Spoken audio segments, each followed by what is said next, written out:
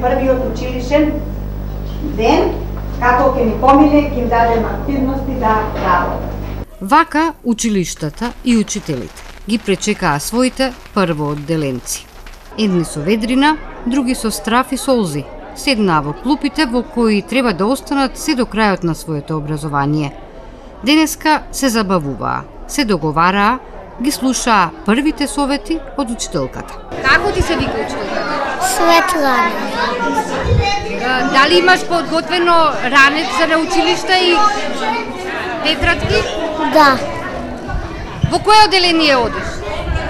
прво. Ми се вика Светлана.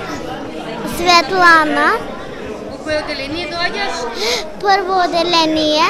Имаш ли подготвено учебници и ранец за на училиште? Да, во прво. Како ти се вика учителката? Светлана. Прво. Како ти се вика учителката? Светлана.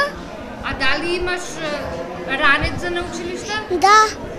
Основното училиште Братство Миѓени има доволен број на ученици за планираните две паралелки, но имаат потреба и од нови простории. Тој постои од малку поодамна, но гледаме некако да го решиме. Би требало да се реши. Нели, во наш интерес е и да се реши.